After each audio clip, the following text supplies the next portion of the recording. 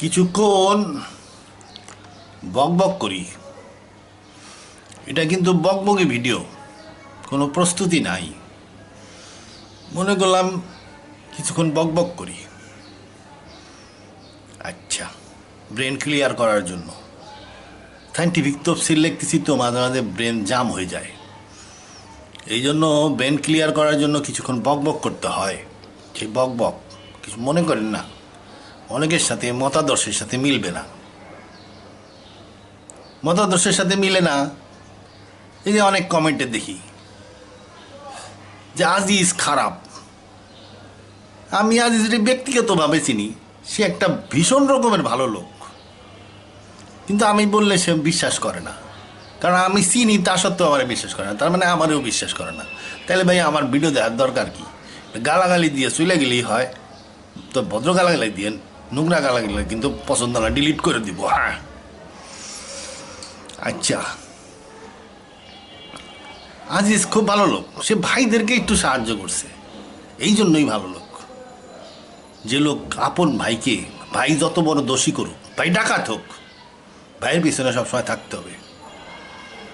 যে ভাইকে সাহায্য করে না সে মানুষের জাতি না, নিমো খারাপ, এই জন্যই সে ভালো। আর অর্থনৈতিক ক্ষেত্রে দেখান সে কোথায় চুরি করছে বা ঘুষ খাইছে। আর্মিতে ঘুষই নাই, ঘুষ পাইলে না খাইব, ঘুষ কোথা থেকে খাইব? কিছু পয়সা করে সরাসরি আছে বিদেশ থেকে অস্ত্র মস্ত্র কেনার ক্ষেত্রে। তো অস্ত্র তো আর্মি কেনে না, আর্মির অস্ত্র কেনে হলো প্রতিরক্ষা মন্ত্রণালয়, সেটা সরাসরি মন্ত্রণালয়, সচিব টচিব ওই সিভিলিয়ানদের আন্ডারে, ওর সাথে আর্মির কোনো সম্পর্ক নাই।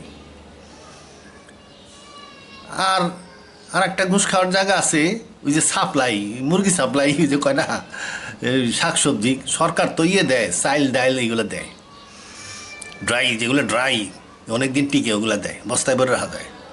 কিন্তু সবজি তো আর ডিসি ফুড দিবার পারে না, পয়সা যাইব, ডেলিটা ডেলি কিনতে হয়, ওইটা কন্ট্রাক্টররা সাপ্লাই দেয়। যখন কেলা নিয়ে আসলো তখন কিছু সৈনিক টৈনিক থাকে, কেলার সাইজ ছোট, স্কেল নিয়ে মাই ফেলাই দেয়, সরকারি কলার কিন্তু সাইজ আছে, তখন কন্ট্রাক্টর হয়তো 200-400 টাকা দিয়ে ওর মুখ বন্ধ করে, ওভেন দিয়ে আসছে খুব লো প্রোফাইলে। ওই টাকা ওই চ্যানেল চালানোর টাকা না, ওই টাকা উপরে যায় না। আচ্ছা, আর্মিতে ঘুষ খাওয়ারই জায়গা নাই, ওগুলো খাইব করতে খায়। ইঞ্জিনিয়াররা খাইতে পারে, ব্রিজ ট্রিজ বানানোর সময় খাইছিল না কি আল্লাহ জানে, তবে খায় না। আর্মিকে যে কাজ দিবেন দেখবেন খুব সুষ্ঠু, খুব সুন্দরভাবে হয়েছে।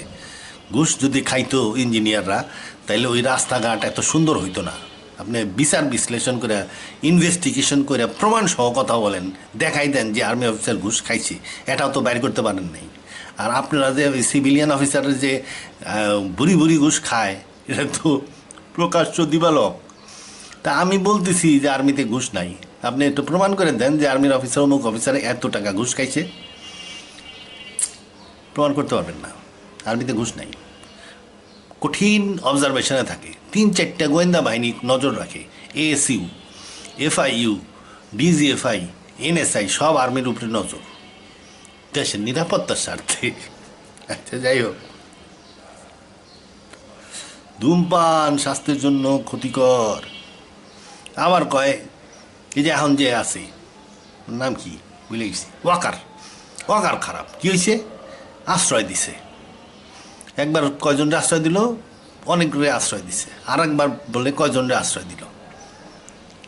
এটাও একটা তার উন্নত স্ট্যান্ডার্ড, হাই স্ট্যান্ডার্ড মানুষ হওয়ার লক্ষণ।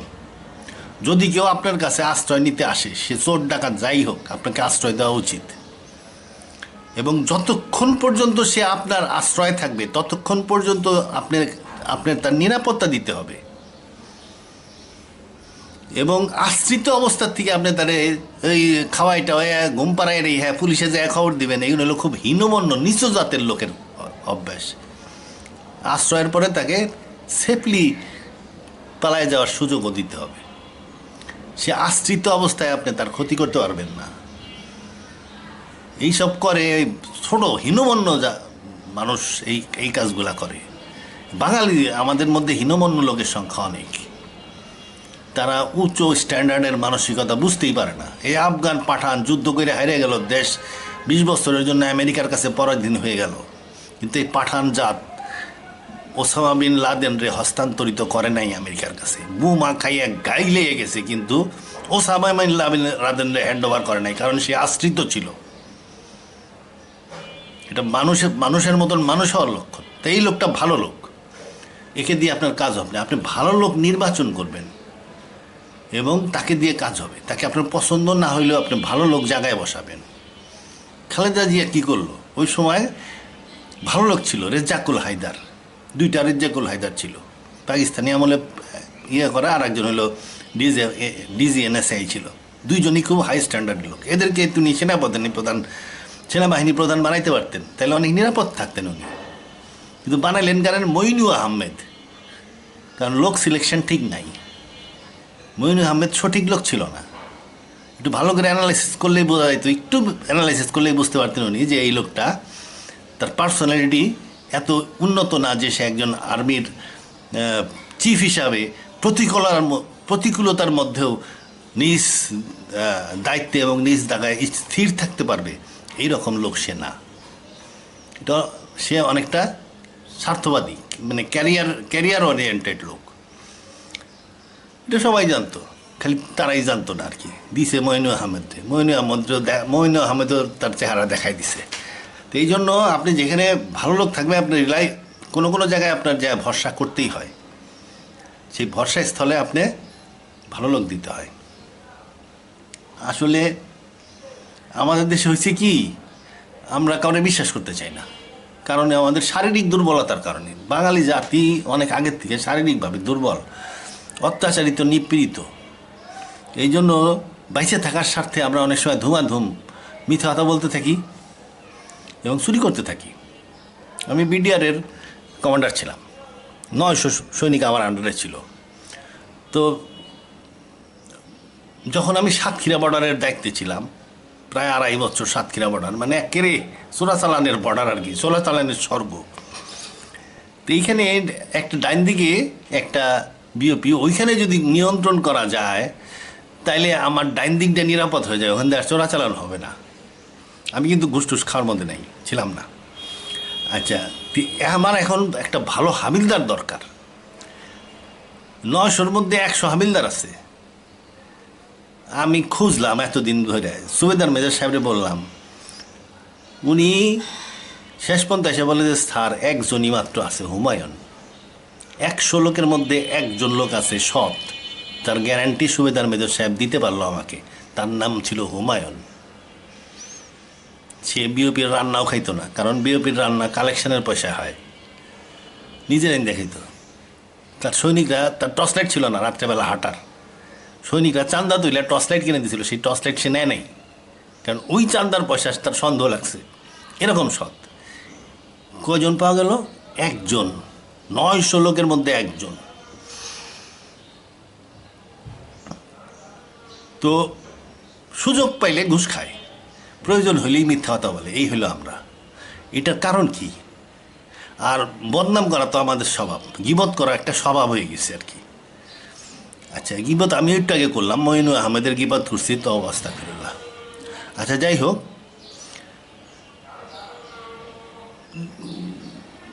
রাজনৈতিকভাবে যারা কাজ করে তাদের একটু সমালোচনা করা যায়, ওটা গীবত না।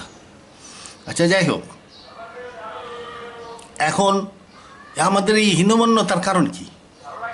আমাদের হীনমন্যতার কারণ আমার যা মনে হয় শারীরিক দুর্বলতা। আমরা বাঙালি জাতি শারীরিকভাবে দুর্বল। আমার কাছে মনে হয় এর একটা মেডিসিন আছে। এর মেডিসিন হইল অস্ত্র। অস্ত্র বৈধ করে দিতে হবে, যে কেউ অস্ত্র কিনতে পারবে, ভ্যানে করে রাইফেল বিক্রি হবে। এইটাই হলো এর একমাত্র ওষুধ। মনে করেন যে কেউ ইচ্ছা করলে কোনো পারমিশন কিছুই লাগবে না, কারো জানাইতেও হবে না। বাজারে যাবে, রাইফেলের দোকান থেকে মনে করেন 7.62 মিলিমিটার একটা রাইফেল কিনে নিয়ে বাড়ি চলে আসবে। আইসা তালা মেরে স্টিলের আলমারির মধ্যে রেখে দিবে, 300 গুলিও থাকবে, ওই গুলির হিসাবও দিতে হবে না। এখন মানুষ বন্দুক কিনে, মনে করেন 100টা বন্দুকের কার্টুজ আছে, ফায়ার করলেই ওই থানায় জানাইতে হয়। আমি 1খানা কার্টিজ ফায়ার করি আসি বন্দুকের টিকসই করার জন্য, বন্দুকের মেনটেনেন্স করার জন্য। এরকম কন্ট্রোল করা ঠিক না। অস্ত্র থাকার দরকার আছে। মানুষের অস্ত্র থাকলে মানুষের মনোবল বৃদ্ধি পায়। অস্ত্র থাকা বাধ্যতামূলক। এই যে আমেরিকায় এত দুর্ঘটনা হয়, বাচ্চা কাচ্চারা বাপের অস্ত্র নিয়ে স্কুলে দেয়, ধামাধাম করে 2-4টা বন্ধু বান্ধবরে মেরে ফেলায় দেয়। তা সত্ত্বেও এরা কিন্তু অস্ত্রের আইন বাতিল করে নাই। আমেরিকায় অস্ত্র কিনতে কোনো লাইসেন্স, পারমিশন কিছুই লাগে না। একটা লোক যত ইচ্ছা অস্ত্র কিনে বাড়িতে বইরে হালাইতে পারে, কোনো পারমিশন লাগবে না।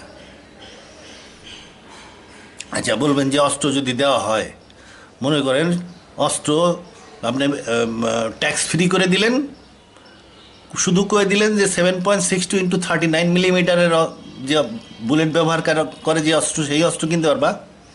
কারণ ইন্ডিয়া এইগুলি ব্যবহার করে। যুদ্ধ লাগলে ইন্ডিয়ার গুলি যদি পাওয়া যায়, এই রাইফেলে ব্যবহার করা যাবে। ইন্ডিয়া 2 রকমের গুলি ব্যবহার করে, একটা হলো 7.62 × 51 মিলিমিটার, আর একটা হলো 7.62 × 39 মিলিমিটার। এই দুইটা মাপের যে গুলি, এই গুলির অস্ত্র ট্যাক্স ফ্রি করে দিতে হবে এবং কিনার পারমিশন লাগবে না, লাইসেন্স পারমিট কিছুই লাগবে না, কাউরে জানাইতে হবে না, কিনে বাড়িতে রেখে দিতে হবে, যে কেউ রেখে দিতে পারবে। বলবেন যে তাহলে চুরি ডাকাতি বেড়ে যাবে, তা না, চুরি ডাকাতি থাকবে না, কমে যাবে। কমপ্লিটলি চুরি ডাকাতি থাকবে না আর দেশে। কারণ প্রত্যেক মানুষের নিজের নিরাপত্তা তার নিজেরই দেখা উচিত। এখন ডাকাতি হয় কেন? কারণ ডাকাতের কাছে অস্ত্র আছে আর বাড়ির মালিকের কাছে অস্ত্র নাই, এই জন্য ডাকাতি হয়। কিন্তু ওই বাড়িতে যদি একটা রাইফেল থাকে, ডাকাইতে আসবে না। একটা দোকানদারের কাছ থেকে চাঁদাবাজি হয় কেন? কারণ দোকানদারের রাইফেল নাই। ওই দোকানদারের যদি রাইফেল থাকে, চাঁদাবাজ ওই দোকানে আসবে না। বলবেন যে পাড়ায় পাড়ায় মারামারি হইলে রাইফেল নিয়ে মারামারি শুরু করবে না, একদম গ্যারান্টিড। আপনি কোনো দিন দেখছেন? এখনও তো অনেকের বাড়িতে বন্দুক আছে। পাড়ার মধ্যে মারামারি লাগলে, গোলমাল লাগলে সে বন্দুক নিয়ে বাইরে এসে, এটা কোনো দিন দেখছেন? অবশ্যই না। নিজেদের মধ্যে মারামারি, গোলমাল, পাড়া টু পাড়া গোলমাল, কিংবা নিজের চাচা বাইস্তের সাথে গোলমাল, কিংবা গ্রামের মধ্যে মারামারিতে কখনো বন্দুক নিয়ে বেরোয় না। ওই রকম ওই রাইফেল নিয়েও সে কোনো দিন বেরোবে না। সে কখন রাইফেল নিয়ে বেরোবে? ডাকাত পড়লে, 1 নাম্বার। কখন সে রাইফেল দেখাবে? যখন তার দোকান, সে মনে করেন দোকানদার, দোকানে যদি চাঁদাবাজ আসে, কারণ ওটাও এক ধরনের ডাকাত। কখন রাইফেল দেখাবে? যখন সে কন্ট্রাক্টারি করতে গেছে, একটা ব্রিজের কাজ করতেছে, ওখান থেকে ঘুষ নেওয়ার জন্য লোক আইছে, তখন। কখন রাইফেল দেখাবে? যখন তাকে অবৈধভাবে গুম করা হচ্ছে, তখন। তাইলে অস্ত্র থাকাটা মানুষের জন্য, প্রত্যেক মানুষের জন্য অস্ত্র থাকাটা খুবই জরুরি, এবং এইটাকে ফ্রি করে দেওয়া উচিত। কোনো লাইসেন্স পারমিট লাগবে না, এবং অস্ত্র আমদানি করতে কোনো ট্যাক্স দিতে হবে না। চায়নার থেকে অস্ত্র ভুরভুর করে আসবে, খালি পোর্ট অফ এন্ট্রিতে দেখতে হবে যে গুলির মাপ 7.62 × 39 মিলিমিটার বা 7.62 × 51 মিলিমিটার আছে কি নাই, ধামাধাম চলে আসবে, কোনো অসুবিধা নেই। মিছিলে গুলি হবে, হোক, অত চিন্তা করা লাগবে না। মিছিলে তখন গুলি হবে না, কারণ যারা গুলি করবে তারা যখন জানবে যে মিছিল যারা করতেছে তাদের কাছে অস্ত্র আছে, হয়তো পিছনে যে গাড়িটা ফলো করে আসছে তার মধ্যে 2-1টা অস্ত্র রাখছে, আমি গুলি করলে সেও আমাকে গুলি করবে। মোট কথা, আমেরিকার মতন একটা ডাকাইতে দেশ, যারা নাকি ইউরোপ থেকে কাঠের নৌকায় 500 বছর আগে পার হয়ে পুরা রেড ইন্ডিয়ানদেরকে কুচুকাটা কইরা দেশ বানাইছে, এই ডাকাইতে দেশে অস্ত্র দেওয়ার পরে তারা সুসভ্য হয়ে গেছে অস্ত্রের কারণে। কারণ সবাই সবাইরে ডরায়, সবাই সবাইয়ের সালাম আলাইকুম দিয়ে চলে, কারণ সবাইয়ের কাছে অস্ত্র আছে। আমাদের সবাইয়ের কাছে অস্ত্র যেন আমরা পাইতে পারি, সেই আইন করতে হবে। সংস্কারের মধ্যে একটা মূল সংস্কার। এই সংস্কার করলে চুরি, ডাকাতি, সন্ত্রাসী বন্ধ হয়ে যাবে, মানুষের চারিত্রিক উন্নতি হবে, বাঙালি মিথ্যা কথা বলবে না, চুরি করবে না। অস্ত্র থাকা খুবই জরুরি। শুধু আমেরিকায় না, মিডল ইস্টের অনেক আরব কান্ট্রিগুলোতে এরা যে অস্ত্র রাখতে লাইসেন্স লাগে, এই জিনিসই জানে না। কুয়েতে একবার মারামারি লাগলো 2 পাড়ার মধ্যে, সবার কাছে দিকে অস্ত্র, মানে লাইসেন্স বলে যেন অস্ত্রের যে লাইসেন্স লাগবে, এই জিনিসটাই তারা জানে না, কল্পনার মধ্যে নাই আর কি। তা যাই হোক, এবং বাংলাদেশের মানুষ তখন অস্ত্রে অভ্যস্ত হবে। এই যে বিভিন্ন সময়ে কু হয়েছে, গোলমাল হয়েছে, মারামারি হয়েছে, সৈনিকরা করে কি, যখন মারামারি করতে আসে বাচ্চা কাচ্চা সব শুদ্ধ মানে ফেলায়, কারণ সে অস্ত্রে অভ্যস্ত না। গোলাগুলি যখন শুরু হয়েছে তখন তার মাথা খারাপ হয়ে গেছে। কিন্তু ছোটোবেলার থেকে যদি দেখতো বাপের কাছে রাইফেল আছে, ওই রাইফেল বাপ মানে প্রত্যেক সপ্তাহে মুইসা মাইসা তেল দিয়ে আবার রেখে দেয়, ও মাঝে মাঝে একটু তেল টেল দিয়ে রাইফেলটারে রেখে দিত, দৌড়াদৌড়ি করতো, তাইলে ওই অস্ত্রে ওই গোলাগুলির সময় মারামারির সময় আমার মাথা খারাপ হতো না এবং সে ঠিক মতন অস্ত্রটা ব্যবহার করতো। কুয়েতে ডিউটি করছি, ওখান দিয়ে আমি ফ্রিলি ডিএমজেডের মধ্যে, ডিএমজেড মানে হলো ইরাকের মধ্যে 10 মাইল, কুয়েতের মধ্যে 10 মাইল, 10 কিলো, 10 কিলো, কুয়েতের মধ্যে 5 কিলো, 15 কিলোমিটার চওড়া একটা বেল্ট, বর্ডার বেল্ট। কারণ এই বর্ডার বেল্টের মধ্যে মানুষ থাকতো, ওদের মধ্যে আমি দেখছি আরবিয়ানরা অনেক অস্ত্র শস্ত্র নিয়ে বসে থাকতো। আমি ওদের মধ্যে গড় করে হেঁটে যেতাম। আমি জানতাম যে এদের কাছে অস্ত্র থাকা না থাকার সমান, এরা অস্ত্র ব্যবহার করবে না। কোয়েটাতেও গেছি, কোয়েটাতেও দেখছি আমি সিভিল ড্রেস পরা অস্ত্র নিয়ে বসে রয়েছে গ্রুপ।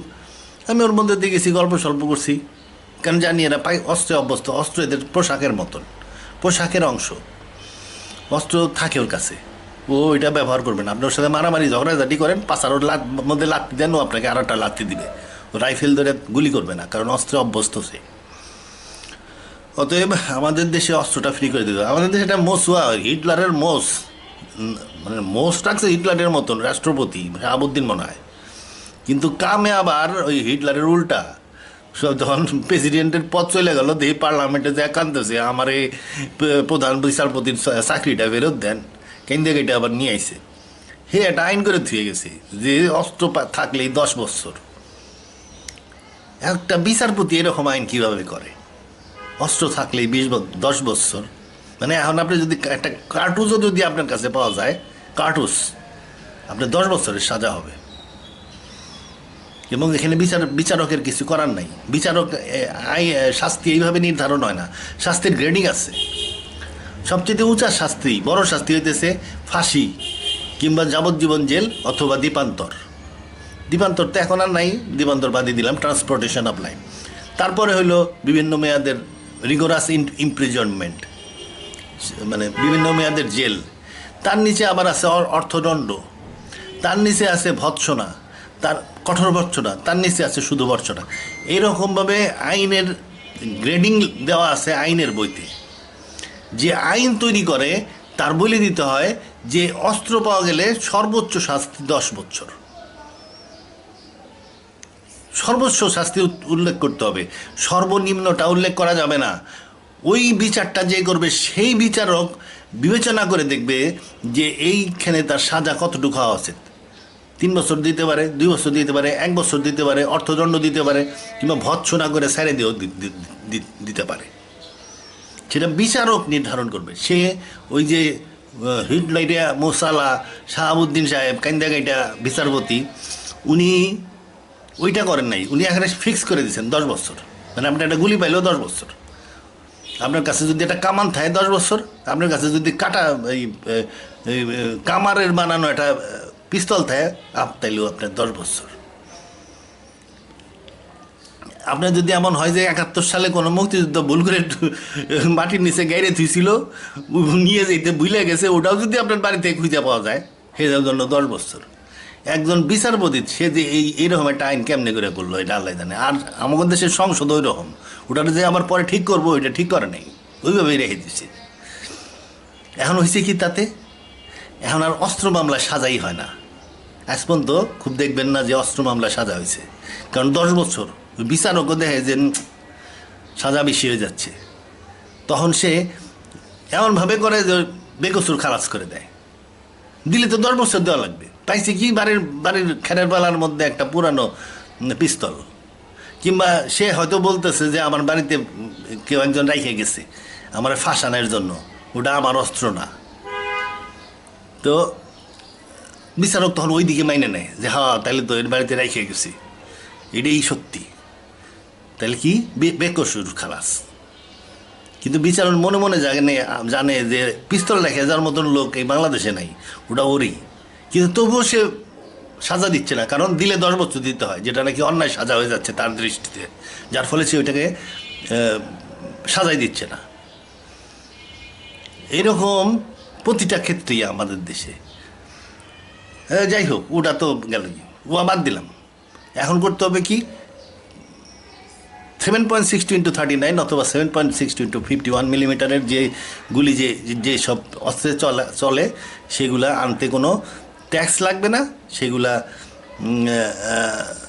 কিনতে কোনো লাইসেন্স পারমিট কিছুই লাগবে না, সেটা লাইসেন্স পারমিট রিনিউ করারও প্রশ্ন নেই, কাউরে জানানোরও প্রশ্ন নেই, থানাতেও জানাইতে হবে না, ও কিনে বাড়িতে রেখে দিবে, ব্যাস শেষ।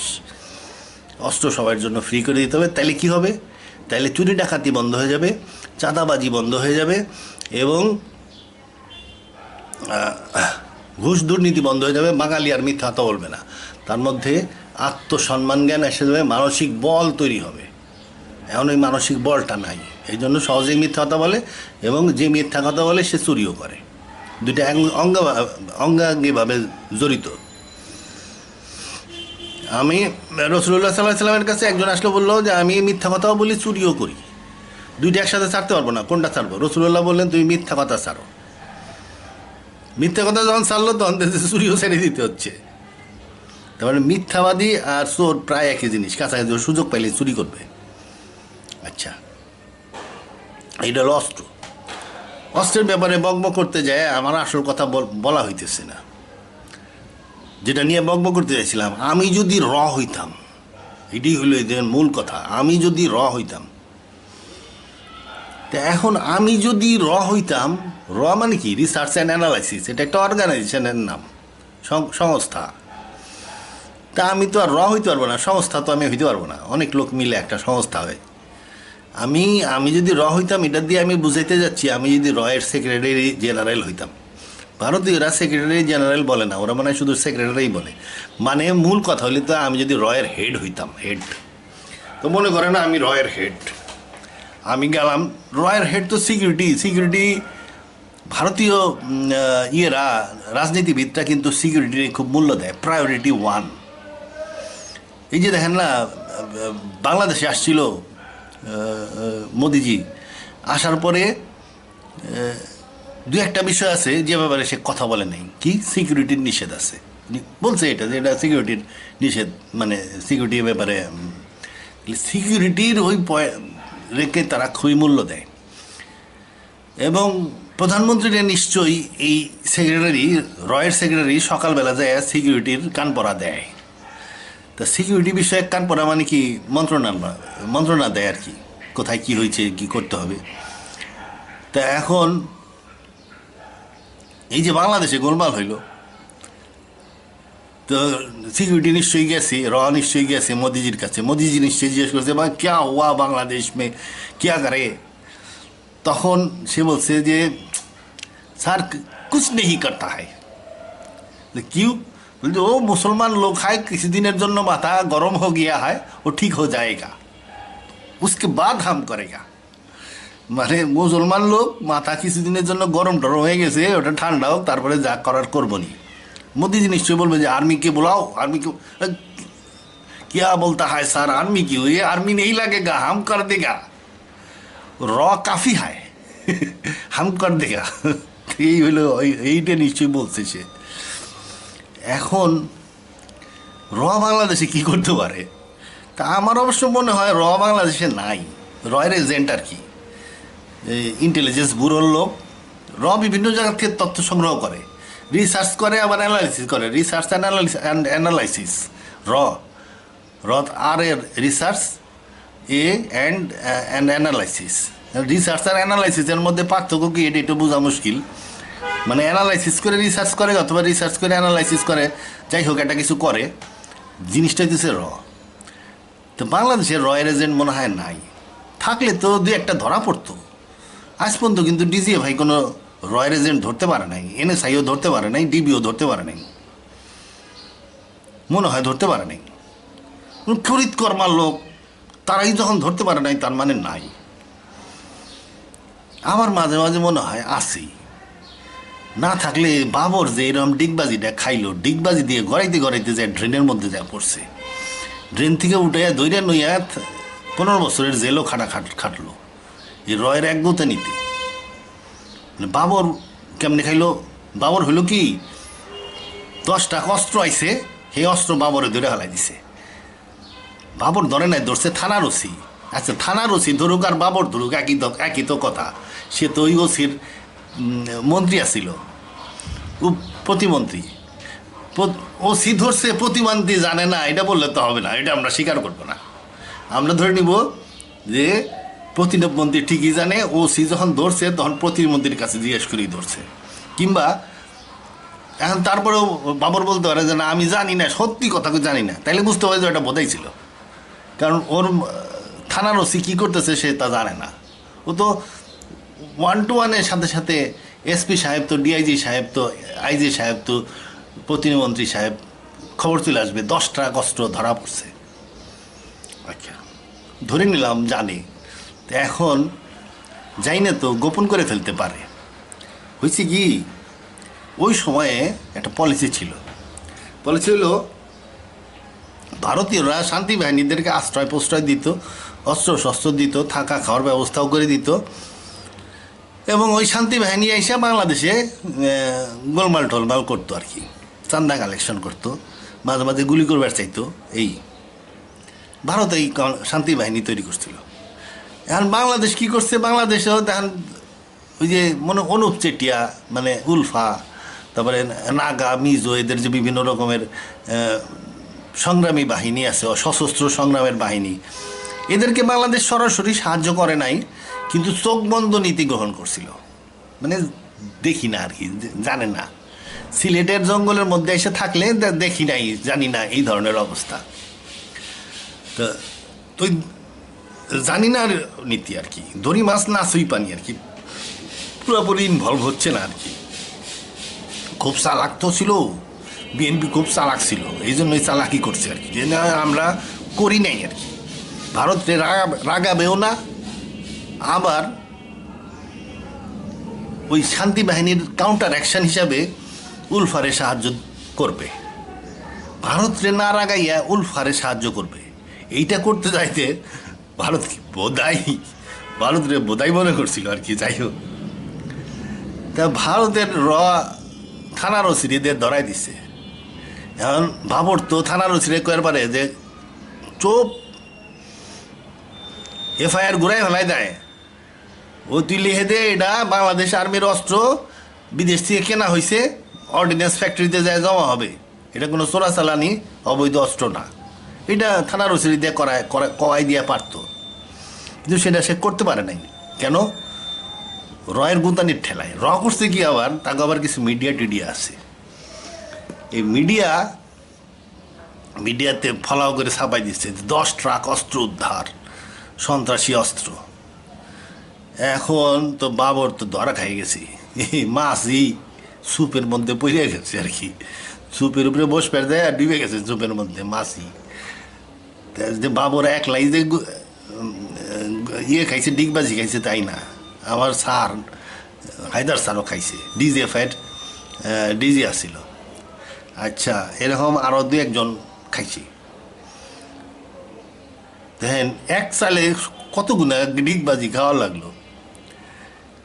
তার মানে কি বোঝা যাচ্ছে, যদিও আজ পর্যন্ত ডিজিএফআই, এনএসআই এরা ধরতে পারে নাই, কিন্তু কিন্তু আছে। এবং এদের সাথে ওই যে পত্রিকালাদের খাতির আছে নিশ্চয়ই, নাহলে কি কর নাম, থানার ওসি সাহেব, এসপি, ডিআইজি, প্রতিমন্ত্রী কাউরে পাত্তার দিল না, সে একেবারে কেস এফআইআর করে দিল। যেখানে কেসই নিবার চায় না এখানে সে কেস এফআইআর করে দিল, অস্ত্র উদ্ধার। আবার পত্রিকালারা ঘোষণা করে দিল সারা দেশব্যাপী, এটা তো আর লোকান যায় না, প্রকাশ হয়ে গেল বাংলাদেশে এই অকাম করতেছি। আচ্ছা, যাই হোক, এই যে এই ডিগবাজিটা খাইছিল আর কি। পরে আবার হাসিনাই সেই কেসও করছে, এই কেসের মাধ্যমে এরা বহুত দিন ধরে জেলেও আসিল। তো এখন এই জন্য আমার কাছে মনে হইতেছে বাংলাদেশে নাই, কিন্তু আসলে খুব আছে, শক্তিশালীভাবে আছে। ভবিষ্যতে ডিগবাজি খাইতে পারে অনেক নেতা, অতএব আগের থেকে সাবধান হইতে হবে। অবশ্য ধরে লাভ নাই, ধরলেই ওই ভারতীয় এমবিসি আলাদা বলবে যে উনি না, উনি আমাদের এমবিসিতে চাকরি করে, উনি সাংস্কৃতিক সম্পাদক এমবিসির সাংস্কৃতিক সম্পাদক। তখন তারা ছাইড়ে দিতে হবে, কারণ ডিপ্লোমেসি বলে একটা কথা আছে। তো ছাইড়ে দিলেও আপনি ওই যে 2-3 দিন ধরে রাখছিলেন আয়না ঘরের মধ্যে, ওই সময় তো কিছু জানতে পারবেন যে কারা কারা এই যে সাংস্কৃতিক সম্পাদক সাহেব, ওনার কথায় কেনা নাচে, মনে করেন তারা না একজন শিল্পী, তারা না হালিম না, কিন্তু আমি বললাম ওর নাম তারা না, খুব নাচতেছি সাংস্কৃতিক সম্পাদকের তালে তালে নাচতেছে। ওনাকে তো বলে দেওয়া যাবে যে তারা না বহিন, আপনি যে এত নাচতেছেন নাইছেন না। উনি কিন্তু সুরের ঝঙ্কার ভালো তুলতে পারলেও যাতে তখন তো ওই শিল্পী তো আগে থেকে নাচ থামাই দিয়ে দেখতেন যে কেমনে বাড়ির মধ্যে পাইলে দৌড় পারে, ও আর বাড়িতে বেরিব না 10 বছরের মধ্যে। সতর্ক করা যায় তো মানুষদেরকে, জানার দরকার আছে। তা যাই হোক, তো ক্ষমতাশালী বাংলাদেশে এখন কি করবে? প্রাথমিক কাজ হইতেছে কিছু না করা, কারণ এখন গরম আছে। সে তো রিসার্চ অ্যানালাইসিস, সে তো রিসার্চের মাধ্যমে অগ্রসর হবে। তা রিসার্চের মধ্যে আবার একটু ওর বড় ভাই আছে মোসাদ, ওরেও জিজ্ঞেস করবে মোসাদ ভাই এই এখন করি কি?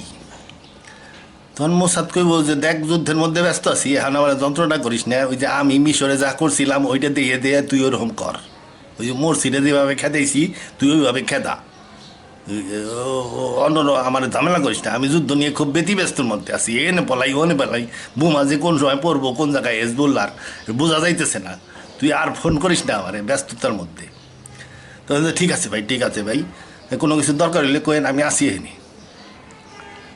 এখন ওই মোরসিরে কী করছে, মোরসি ক্ষমতায় আছে, সবাই তার শুভেচ্ছা জানাইছে, আমেরিকার থেকে শুভেচ্ছা জানাইছে, ইসরায়েল থেকে শুভেচ্ছা জানাইছে, নেতানিয়াহু কইল মোরসির জন্য কোনো অসুবিধা নাই, আমি নিশ্চিন্ত চিন্তামুক্ত। তো এখন তারপরে কয়েকদিন পরে হঠাৎ করে দেখা গেল তাকসিম স্কোয়ার না জানি কী কয়ার নাম, স্বাধীনতা স্কোয়ার, বিরাট বড় একটা স্কোয়ার আছে ওখানে, আমাদের দেশের মতন যে রেসকোর্স আসছিল ওখানে তো গাছ লাগাই দিছে। এখন তো রেসকোর্সের গাছগুলো আবার কেটে ফেলানো উচিত। রেসকোর্সের গাছগুলো কেটে ওখানে একটা মিটিং প্লেস বানানো উচিত। রেসকোর্সের গাছ থাকার কারণে হয়েছে কি, এখন মিটিং মিছিল সব রাস্তায় হয়, ট্রাফিক জ্যাম সৃষ্টি হয়। এই জন্য রেসকোর্সের গাছগুলা এখন এক্সট্রাকশনের সময় হয়ে গেছে, গাছগুলা বড় হয়ে গেছে, ফরেস্টালারে বলতে হবে দেখো তো ভাই ফরেস্টটা এসে সাথে সাথে এক্সট্রাকশন করে দিবে, তারপরে ছোটো ছোটো গাছ লাগাই দিবে, একটি গাছ কাটিলে আরেকটি গাছ লাগান, ওয়া পাড়ার চোটে ঘাম ঝাড়া হয়ে যাবে, রেসকোর্স আবার পুনরায় রেসকোর্স হয়ে যাবে। ওই জায়গা ভাগ করে দিতে হবে, উত্তরে বিএনপি, দক্ষিণে জামাত, এখন তো আবার আওয়ামী লীগের কথা বলা যাবে না। তা এইভাবে জায়গা ভাগ করে দিবে, যে যার মতন ওখানে দেয় বক্তৃতা মারতে থাকবে। রাস্তাঘাটে বক্তৃতা নেই, কিসের মধ্যে কী করি। তারপরে মিশরে কী করছে, ওই যে মোরসি এসে দেশ শাসন করিতে লাগিল সুখে শান্তিতে। তারপরে 2-3 মাসও যায় নাই, বিরাট এক গণসমাবেশ, আবার মোরসির সাপোর্টে যে গণসমাবেশ হয়েছিল, প্রায় সমান আর একটা গণসমাবেশ হইল। সেই গণসমাবেশেও যে আইসে তাকসিম স্কোয়ারে বসছে, আর যায় না, মোরসির পতন চাই। তখন কিছুদিন পরে সিসি আইসা কইল যে তাই তো দেশের অবস্থা তো খুব খারাপ হয়ে গেছে, মোরসি তো খুব খারাপ। সিসি আইসা মার্শাল দিয়ে দেশ দখল করে নিল, মার্শাল দিয়ে দিল। তখন গণতন্ত্রের কুশপুত্তলিকা আমেরিকা তখন সিসি জিন্দাবাদ করে চিল্লে উঠল, মানে প্রকৃত গণতন্ত্র আর কি শুরু হয়ে গেল মিশরে। আচ্ছা, তা সিসি পদ্ধতিতে কী হবে বাংলাদেশ? এই যে নোবেল লরিয়েট, উনি অবশ্য কোনো গবেষণার নোবেল লরিয়েট পায় নাই, উনি যেটা নোবেল পাইছে এটা হলো শান্তি পুরস্কার। তবে উনি যে বিষয়ের উপরে নোবেল পাইছে, সেই বিষয়ের উপরে তত্ত্ব লিখে অমর্ত্য সেন পাইছে। 74 সালে অমর্ত্য সেন প্রমাণ করছে যে দুর্ভিক্ষ খাদ্যের অভাবে হয় নাই, টাকার অভাবে হয়েছে, বাইং পাওয়ার কমে গেছিল, অর্থনৈতিক কারণে দুর্ভিক্ষ হয়, খাদ্যের কারণে না। এইটা তার প্রমাণ, সে অর্থনীতিবিদ হিসাবে এটা প্রমাণ করছে। সেই একই জিনিসের জায়গায় একই জিনিসে প্র্যাকটিক্যাল ইমপ্লিকেশনটা হইতেছে এই উনি ওই যে শান্তি পুরস্কার পাইছে যে আমাকে ওই আন্তরিক সরকার, ওনার নাম কি, আর নাম ভুলে দেখেলি, ওই যে আমাকে ওই যে আন্তরিক সরকারের প্রধান উনি পাইছে। এখন এই শান্তি পুরস্কার কিন্তু পলিটিক্যাল পুরস্কার। ওবামা হঠাৎ করে রাষ্ট্রপতি হইয়া ঘোষণা করে দিল যে আমি এখন ইসরায়েলে শান্তি স্থাপন করব, লেবানন আর না ওই যে প্যালেস্টাইন এবং ইহুদিদের মধ্যে আমি শান্তি স্থাপন করব। এখন এ তো ওবামা শান্তি স্থাপন করবে, প্যালেস্টাইন সমস্যার সমাধান করবে, প্যালেস্টাইন ইহুদি সমস্যার সমাধান করবে। আমেরিকা চিন্তায় পড়ে গেল। মোসাদ কিন্তু আবার ক্যারেক্টার অ্যানালিসিস করা থাকে ওদের, ওরা বড় বড় লিডারদের ক্যারেক্টার অ্যানালিসিস করে যে এই লিডারের ক্যারেক্টার কেমন, এই লিডারের উইকনেস কোথায়, এই লিডার আসলে কী চায়, এইগুলো অ্যানালাইসিস করে থাকে। তো অ্যানালাইসিস করে বুঝছে যে উনি শান্তি প্রতিষ্ঠা করতে যেতেছে, প্যালেস্টাইন এবং ইহুদিদের মধ্যে যে শান্তি প্রতিষ্ঠা করতে যেতেছে, এর উদ্দেশ্য হইল শান্তি পুরস্কার পাওয়া, নোবেল শান্তি পুরস্কার পাওয়া। তো এই জন্য ও আমাকে প্রেসিডেন্ট হওয়ার সাথে সাথে একটা শান্তি পুরস্কার দিয়ে দিল, কাম শুরু করার আগেই শান্তি পুরস্কার। ও আমার ঠান্ডা হয়ে গেল, আর প্যালেস্টাইনের কথাও কয় না, ইসরায়েলের কথাও কয় না, কারণ ওর তো টার্গেট অ্যাচিভ হয়ে গেছে, শান্তি পুরস্কার পেয়ে গেছি। এগুলো পলিটিক্যাল নোবেল প্রাইজ। তো যাই হোক, আমরা ওনার উপরে বর্ষা করে বসেছি বুইরা। পুরা আন্তরিক সরকারই হইতেছে বৃদ্ধ সরকার। এই বৃদ্ধ সরকারের দিয়ে কাজ হবে না। কাজ হবে কি, মানুষদেরকে, বাংলাদেশের মানুষকে বুঝায় বুঝায় ঠান্ডা করে রাখার কাজটা হবে, যেটা পলিটিশিয়ানদের মূল কাজ। দেশ চালানো উচিত সচিবদের, তারা ঠিক মতন দেশ চালায় যাবে, কোনো গোলমাল টোলমাল যেন না হয়। মন্ত্রীরা কী করে, এক জায়গায় থাকে, ক্যাম্পিটেনে সব মন্ত্রী এক জায়গায় থাকার কথা, আলাদা আলাদা যায়। আমাদের দেশের সচিবালয়গুলাকে মন্ত্রীরা হিংসা করে নাম দিয়ে দিয়েছে মন্ত্রণালয়। ওগুলা মন্ত্রণালয় নাম হওয়া ঠিকা নাই, ওটা সচিবালয়। ওটার হেড সচিব সাহেব, ওনার অনেক সেকশন টেকশন আছে, ওনার কর্মচারী আছে, ওইগুলারে উনি দেখাশোনা করবে। ওখানে মন্ত্রী সাহেব একদিন, সপ্তাহে একদিন গেলেই যথেষ্ট, কিংবা ওই টেলিফোনে সচিব সাহেবের কাছে বলে দিলেই হয় এইটা করেন। সচিব সাহেব লিখবেন, নিম্ন স্বাক্ষরকারী আদিষ্ট হইয়া জানাইতেছে, যে ওই লাইনটা অ্যাড করে দেয়, নিম্ন স্বাক্ষরকারী আদিষ্ট হইয়া জানাইতেছে যে এই সচিব সাহেবের সাইন, ওইটা মন্ত্রীর সাইনের সমান। মন্ত্রী সাহেব কী করবেন, প্রধানমন্ত্রীর অফিসে যায় গোল হয়ে বসে থাকে, এবং ওইখানে গোল হয়ে বসে থাকে প্রধানমন্ত্রীর অফিসে, এবং দেশ চালনার সমন্বিত বুদ্ধিটা ওখান থেকে আসে। মন্ত্রণালয়ে যায় বসে থাকলে ওনার কোনো কাম পাওয়া যাবে না, ওনার অফিসে দেখা যাবে মাসিও আসতেছে না। তাইলে সমন্বিত অর্ডারগুলা ওইখানে মন্ত্রী সাহেবরা পরস্পরের সাথে ইন্টারাকশন করার পরে যার যা কাজ সেইটুক বাইসে নিয়ে সন্ধ্যার সময় সচিবরে টেলিফোন করে বলে দিলেই হয়। সচিবালয়তে যায় অফিস চালানোর কাজ, তিনি তো হেড ক্লার্ক না যে উনি অফিস চালাইতে গেছেন, এগুলো হেড ক্লার্কের দ্বার, অফিস চালায় হেড ক্লার্কে, আর তাগো বড় ভাই হইতেছে সচিব। এইগুলো নাম দিয়ে দিতেছে মন্ত্রণালয়। আর উল্টা পাল্টা কাম আর কি, মনে যায় আর কি ঘুষের বাগ নেওয়ার বন্দোবস্ত করছে আর কি। তো যাই হোক, তা এখন এই বৃদ্ধ আন্তরিক সরকার, এরা দেশের জনগণকে একটা স্বস্তিতে রাখবে। মন্ত্রীদের কাজ, নেতাদের কাজ জনগণকে স্বস্তিতে রাখা। দেশ চালানোর কাজ সচিবদের, এবং তার আন্ডারে অনেক অফিসার আছে, বিসিএস অফিসার, কোয়ালিফাইড, দেশের সবচেয়ে বুদ্ধিমান বাচ্চা কাচ্চা বাইসে ওদেরকে ঢুকানো হয়েছে। ওরা ফেল করলে আর কোনো কিছু করার নাই। তো এখন এই মন্ত্রী সাহেবের সচিবালয়তে সপ্তাহে একদিনের বেশি ঢুকতে দেওয়াই ঠিক না। যাই হোক, এখন বৃদ্ধ তত্ত্বাবধায়ক আন্তরিক সরকার, ওনারা এক জায়গায় যায় বসে থাকবে, মন্ত্রণালয় যাওয়ার দরকার নেই, মন্ত্রণালয়কে সচিব চালাবে, তাহলে মন্ত্রণালয় ভালো চলবে। কারণ সচিব ওই কাজই করতেছে গত 30 বছর ধরে। এখন মনে করেন স্বরাষ্ট্রমন্ত্রী একটা অর্ডার দিল, সেইটার শক্তি বেশি নাকি স্বরাষ্ট্র সচিব যদি একটা পুলিশের আইজিকে অর্ডার দেয় সেইটার শক্তি বেশি? দেখবেন সচিবের আদেশের শক্তি বেশি। আইজি সাহেব ওইটা খুব দ্রুতবেগে করবে, আর মন্ত্রীরে অত দ্রুতবেগে করবে না, কারণ মন্ত্রীরে সে অতটা দাম দেয় নাই, সচিবরে যতটা দেয়। ভারতে এটা আছে, সচিবদের সম্মান অত্যাধিক বেশি, এমনকি ওই মন্ত্রীর চাইতে সচিবের সম্মান বেশি। বাংলাদেশে এটা নাই, বাংলাদেশের প্রফেশনালিজম নাই তো। তা যাই হোক, মন্ত্রীদের কাজ হইল ক্যাবিনেটের বসে থাকা। এটা একটা ক্যাবিনেট, সম্মিলিতভাবে দেশের উন্নয়নের চিন্তা করা, সম্মিলিত সিদ্ধান্ত ওইখান থেকে আসে। তারপরে যার যার করতে মন্ত্রণালয়ের যে কাজটুক করতে হবে সেটা টেলিফোনে সচিবকে জানাই দিলে সচিব বাকিটা বুঝে নিবে যে এইভাবে এই কাজগুলো আসতেছে। আচ্ছা, তারপরে ড্রাফট চিঠি বানায় মন্ত্রীরা পড়ে শোনাবে, উনি বলবে হ্যাঁ এটা কাজ করো। উনি বলবেন নিম্ন স্বাক্ষর খালি আদিষ্ট হইয়া জানাইতেছেন যে। আচ্ছা, যাই হোক, ধূমপান স্বাস্থ্যের জন্য ক্ষতিকর।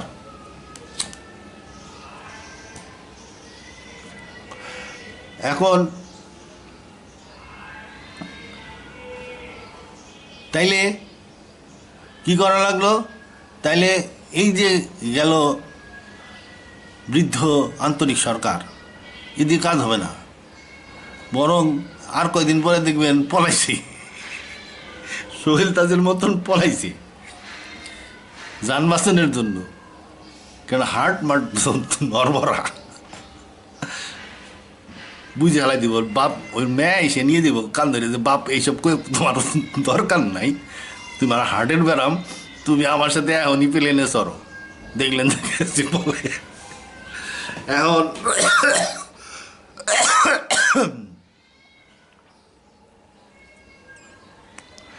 এই জন্য কী করতে হবে? ইয়াং জেনারেশন আনতে হবে। ওনারা থাক, একটা সংস্কার কমিটি বানাইতে হবে। এখন সংস্কার কমিটিতে কারা থাকবে? তাদের বয়স সর্বোচ্চ 50, তার বেশি হইতে পারবে না মোটামুটি। মানে আমি 50 একটা রাফলি বললাম। মনে করেন ওর মধ্যে আপনি নিয়ে আসলেন রনিকে, ওনার নাম কি, পুরা নাম হইল রনি, না গোলাম মওলা রনি। আচ্ছা, রনিকে নিয়ে আসলেন, তার বয়স 55 হয়ে গেছে, অসুবিধা নেই, নিতে পারেন। এখন গোলাম মওলা রনিকে কেন বললাম? কারণ ওনার অনেক ভিডিও দেখছি, ওনার মাথার মধ্যে খালি সংস্কার ঘুরতে থাকে। এখন এই সংস্কার যার মাথার মধ্যে এত ঘুরতেছে, তার মানে কি সে সংস্কারে আগ্রহী, এই ব্যাপারে তার চেতনা অত্যাধিক বেশি। তাকে বসাইলে সে জান প্রাণে সংস্কার করতে থাকবে, এবং তার একটা আদর্শ আছে, সে দেশের স্বার্থটাকে বড় দেখে, পার্টির স্বার্থকে সে বড় মনে করে না। তাহলে গোলাম মওলা রনি একটা ইম্পর্টেন্ট লোক। তার আন্দালিব ইয়াং জেনারেশন, ও একটা ইম্পর্টেন্ট লোক। ও দেখবেন খালি সংস্কারের চিন্তা, সে আত্মীয় স্বজন শেখ মুজিবের কী যেন ওগুলো সে কোনো সময় কয় না। সে ভুল ত্রুটি ধরতে থাকে, কারণ তার চোখে খালি ভুল ত্রুটি পড়তেছে। কারণ হইতেছে কি, সে ওই জায়গায় সংস্কার করতে চায়। তাহলে সংস্কারের টিমে তাকে আনতে হবে। তারেক জিয়ারে বলতে হবে যে তোমার পার্টির থেকে ইয়াং জেনারেশনের মধ্যে থেকে বাছাই করে 2 জনরে দাও, যারা নাকি এই সংস্কার টিমে যোগদান করবে। আওয়ামী লীগের কথা তো বলা যাবে না, যদি বলা যাইতো তাহলে বলতাম ইয়েকে বলতে হবে, কি বলার নাম, 5,500 নাম কি, জয়ের কাছ থেকে 2 জন আনতে হবে। তাহলে কয়জন হইল? রনি, আন্দালিব, তারপরে ওই যে ইয়ের পোলা, ওই যে জিমন্যাস্টিক্স নাম বলেছি, বিএনপির থেকে 2 জন, আওয়ামী লীগ বাদ। আর যদি বাদ না হয় তাহলে 2 জন, জামাত থেকে 2 জন, তাহলে কয়জন হলো? 8-10 জন হয়েছে। আর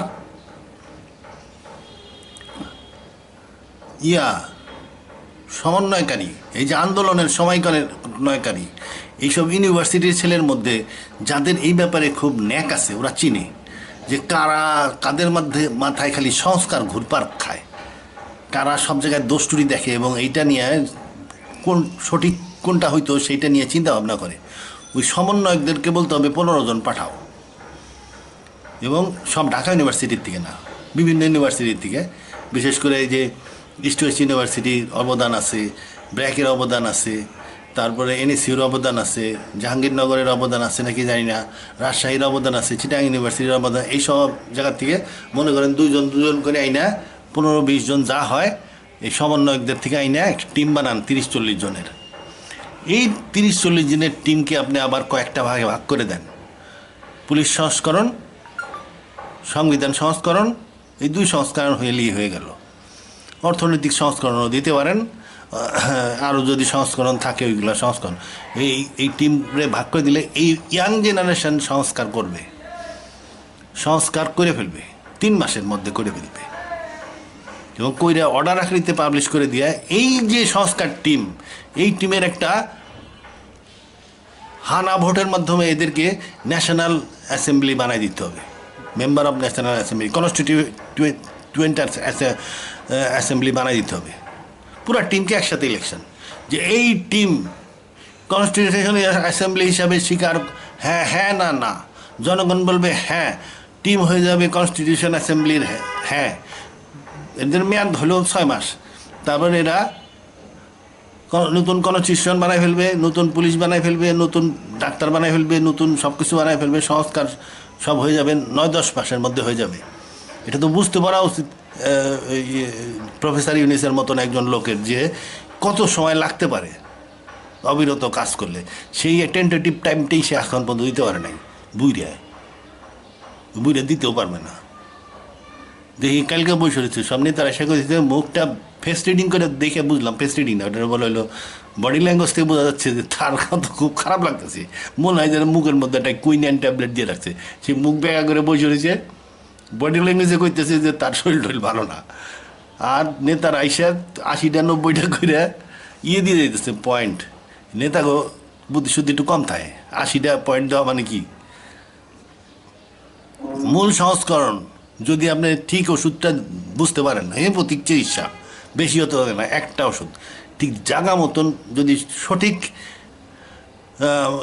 সঠিক ব্যথা, যদি সঠিক রোগের সঠিক কারণ যদি বুঝতে পারেন, ঠিক সঠিক ওষুধটা অল্প একটু দিলেই ওইটা সাইডে গেলেই হয়ে যায়। যেখানে ওষুধ দরকার সেইখানেই ওষুধটা দিতে হবে, তার বেশি না, 80 পয়েন্ট না, এগুলো আহাম্মকদের কাজ। যাই হোক, এইটা করতে পারবে ইয়াং জেনারেশন। সংস্কার কমিটি বানাইতে হবে ইয়াং জেনারেশনের। এই কমিটির আবার সাব কমিটি থাকবে, এক কমিটিকে একটা দিতে হবে, 6 মাসের মধ্যে সংস্কার হয়ে যাবে। তা নাইলে যদি আমি হইতাম, আমি কি করতাম? আমি এখন কিছুই করতাম না, বসে থাকতাম। বসে থাকতে থাকতে একটা সময় মানুষকে খুশি করা কারোর পক্ষে সম্ভব না, আল্লাহ ছাড়া মানুষকে খুশি করা অসম্ভব। বেহেশতে যে লাস্টের লোকটা যাবে তাকে আল্লাহ দিতে থাকবেন, পৃথিবীর 10 গুণ এলাকা দিবেন, দিতে দিতে একটা সময় সে বলবে হইছে হান্না, সন্তুষ্ট হবে সে। পৃথিবীর 10টার সমান পৃথিবী দিলে, পৃথিবীর 10 গুণ পৃথিবী যদি তাকে দেওয়া হয়, তাইলে একটা লোক সন্তুষ্ট হয়। এটা ওই হাদিস থেকে বোঝা গেল। কি হাদিস? যে সবচেয়ে ছোট বেশ থেকে পৃথিবীর 10টার সমান এলাকায় দেওয়া হবে। কেন? আল্লাহ মাইপে দেখছে যে তাকে সন্তুষ্ট করতে গেলে 10টা পৃথিবীর সমান তার জমি দিতে হবে, তার জমির এলাকা হবে 10 পৃথিবীর সমান, তাইলেই সে সন্তুষ্ট হবে। এটা আল্লাহর মাপা হিসাব। আপনি 10 পৃথিবীর সমান এলাকা দিলে সে খুশি হবে, তা নাহলে সে খুশি হবে না। আপনি মানুষ খুশি করতে পারবেন না। 3 মাস পরে আপনার ওই ইউনুস সাহেবের বদনাম হয়ে যাবে, দেখবেন বাইনসি কেমনে গাইলে। আপনার নোবেল লরিয়েট যে কোথায় যাবে তার উত্তর নাই, এমন গালাগালি শুরু করবেন 3 মাস পরে। ওই 3 মাসের আগেই আপনার সংস্করণগুলা কইরে দিয়ে যাইতে হবে, যেন আপনি ওই যে বিদেশে তো কিছু টাকা রাখতেই হবে, যেন দৌড়ায় যায় প্লেনে উঠে কোনো মতন ভাগতে পারেন। ভাইকে কোনো মতন যখন যায় পৌঁছাইলেন, যেন এখানে না খায় না মরেন, এই জন্য বিদেশে কিছু টাকা রাখেন, টিকিট একটা কাইটে রাখেন। 3 মাস পরে যখন দাবার খায়া প্লেনে উঠবেন, তখন যেন আপনি বিদেশে যায় বৃদ্ধ অবস্থায় এইটাই নিয়ে মনে মনে চিন্তা করতে পারেন যে আমি সংস্কার করে দিয়ে আসছিলাম। তো এই সংস্কারটা যদি আপনি করতে চান, আপনি করতে পারবেন না, আপনার ইয়াং জেনারেশন লাগবে। 16, 17, 20টা যে কয়টা লাগে ওই সমন্বয়কারীদের একত্রিত করেন, ওদের কাছ থেকে জিজ্ঞেস করবেন যে ভালো ছাত্র এই ব্যাপারে চিন্তা আছে। ইউনিভার্সিটির কোন ছেলে এটা, সে সেকেন্ড ইয়ারও হইতে পারে, থার্ড ইয়ারও হইতে পারে, ফাইনাল ইয়ারও হইতে পারে, 2 বছর আগে পার হয়ে গেছে এরকম বড় ভাই হইতে পারে। এর মধ্যে থেকে কোনগুলো আছে যার মধ্যে সংস্কার খালি ঘুরপাক খায় মাথার মধ্যে সবসময় প্যাচ চলতেছে, রনির মতন রমি টাইপের লোকজন আছে কয়টা, আন্দালিপ টাইপের লোকজন কয়টা আছে, এইগুলারে আপনি ইউনিভার্সিটি থেকে কালেক্ট করেন। আর আমরা যে টিভিতে দেখি যেগুলা পরিচিত চিনি আছে, আরও কতগুলো অর্থনীতিবিদ আছে, একটা ইয়াং মাঝে মাঝে টিভিতে আসতো, ওটারও আছে। বুদ্ধা ইয়াংয়ের মধ্যে ওই যে ওই ভট্টাচার্য আছে না, ওটারও নিতে পারেন, অর্থনৈতিক ভট্টাচার্য কি যেন নাম, দেবপ্রিয় না কি যেন, ও আবার বেশি বইটা না, হার্টের অসুখ হইতে পারে, ওটা বাদ, ওকে উপদেষ্টা হিসাবে নিতে পারেন। আচ্ছা, মনে করলেন যে কিছু মাঝে সংস্কার কমিটির সাথে কিছুদিন কথাবার্তা বলে গেল, এইটা আপনার খুব দ্রুত করতে হবে, কারণ আপনার জন্য কিন্তু বসে আছে। কিসের জন্য বসে হয়েছে? সময় কখন আসবে, সময়টা কি, একটা সময় এই বাংলাদেশের জনগণ আপনারা দেখবেন কেমনে গাইলে, তখন আপনি পলাইবেন। ফলানের সময় যেন সঠিক লোকটাকে ক্ষমতায় বসাইতে পারে, সেই প্রস্তুতিরা সে নিচ্ছে। এখন এই সঠিক লোকটাকে, সঠিক লোক ডাইরেক্ট আওয়ামী লীগ সে আনবে না, সে সঠিক লোক হিসাবে সম্ভবত জামাতকে আনবে। তারপরে জামাতকে সন্ত্রাসী বলে খেদায় আলটিমেটলি সে হাসিনারে বসাবে। হাসিনারে সে বারবার বসায় কেন? কারণ রয়ের জন্য এটা খুব দরকার যে 7 সিস্টারের এলাকায় নিরাপত্তা রক্ষার জন্য এখানে আওয়ামী লীগ দরকার। আওয়ামী লীগ করে কি, ওই অনুপ চেটিয়ারে আশ্রয় দেয় না, বিএনপি আসলে আবার অনুপ চেটিয়ারে চোখ বন্ধ করে রাখে, আশ্রয় দেয় আবার দেয় না, দেয় আবার দেয় না, দেয় আর কি যে করে এটা ঠিক নাই। এই জন্য ওর জন্য সুবিধা হইতেছে। তবে বিএনপি এসে গেলে ওর যে খুব রাগ তা না, একই মুদ্রার এপিটোপিট দুইটাতেই চলে। তবে সে সম্ভবত জামাতকে আনবে আইনে, যাতে সহজেই সরানো যায়, ওই মরসির মতন সরাবে, কারণ বিদেশে গোলমাল হয়ে যাবে।